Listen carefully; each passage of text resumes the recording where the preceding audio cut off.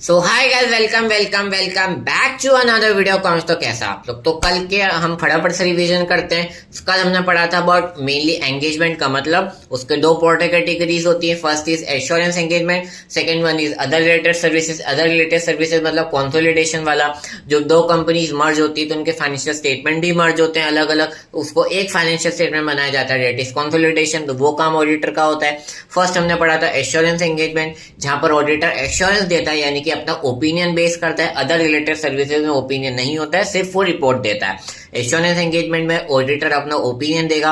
उसमें दो broad categories होती है, based on historical financial information. Historical का मतलब होता है पास्ट डेटा, या ओपिनियन तो देगा लेकिन कैसे देगा, फाइनेंशियल डेटा को एग्जामिन करके। जो पास्ट फाइनेंशियल इन्फॉर्मेशन है उसको वो अपना एग्जामिन करके उसके ऊपर ओपिनियन देता है। And second one is prospective. Prospective का मतलब होता है फाइनेंशियल इन्फॉर्मेशन है, यहाँ पर आपका फाइनेंशियल इन्फॉर्मेशन के ऊपर ओपिनियन बेस नहीं होता है। यहाँ पर जो ऑडिटर है वो जो मैनेजमेंट ने अजम्पशन लिए फॉर द फ्यूचर, यानी कि फॉर एग्जांपल अगर सेल्स है तो अगर फ्यूचर में कोई सेल्स हम करने वाले हैं तो उसका मैनेजमेंट जो अजम्पशन लिया है वो कितने रीजनेबल है, कितना एक्सटेंड तक सही है, वो काम ऑडिटर करता है। And first is historical financial information, जहां पर आता है लिमिटेड, यानी कि कम टाइम पीरियड के लिए कम प्रोसीजर्स इन्वॉल्व होते हैं, तो वहां पर कम एश्योरेंस मिलता है, डेट इज मॉडरेट लेवल का एश्योरेंस यानी कि limited. And the first one is आपका ऑडिट वाला रीजनेबल एश्योरेंस, यानी कि पूरे साल का डेटा सारे प्रोसीजर सप्लाई होंगे, वहां पर एक बढ़िया रीजनेबल एश्योरेंस दिया जाएगा, डेट इज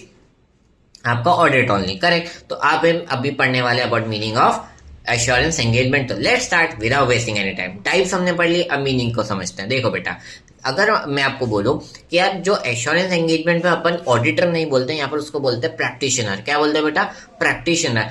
लेकिन जो अदर रिलेटेड सर्विसेज वहां पर उसको ऑडिटर बोला जाता है। Auditor is broad terminology, practitioner is only for assurance engagement, जहां पर वो अपना ओपिनियन देता है। तो यहीं से डेफिनेशन बन जाती है कि एश्योरेंस एंगेजमेंट मीन्स जहां पर प्रैक्टिशनर अपना ओपिनियन देगा ताकि जो फाइनेंशियल स्टेटमेंट के यूजर्स हैं उनका उसके ऊपर कॉन्फिडेंस इंक्रीज हो जाए, करेक्ट। यहाँ पर तीन पार्टीज होती है, मेनली प्रैक्टिशनर जो ओपिनियन देता है, रिस्पॉन्सिबल पार्टीज यानी कि मैनेजमेंट जो सब्जेक्ट मैटर बनाती है, and the third one is intended users यानी कि आपके शेयर होल्डर, स्टेक होल्डर जो इस इन्फॉर्मेशन को यूज करने वाले हैं। कौन कौन से सब्जेक्ट मैटर्स होते हैं बेटा? तो वही आपका फाइनेंशियल इन्फॉर्मेशन को जो हम पास्ट फाइनेंशियल इन्फॉर्मेशन होती है, देन उसके बाद जो इंटरनल कंट्रोल सिस्टम, मैंने आपका एग्जांपल लिया था बायोमेट्रिक सिस्टम, वो काम कर रहा है कि नहीं कर रहा है वो प्रॉपर वो देखना। And the last one is आपका प्रोस्पेक्टिव, जो रीजनेबल एजम्पशंस हमने लिए हैं फ्यूचर वाले वो सही है कि नहीं, ये सब्जेक्ट मैटर यहाँ पे प्रिपेयर किया जाता है। तो अभी के लिए इतना ही। Tata, good bye, study well and be happy.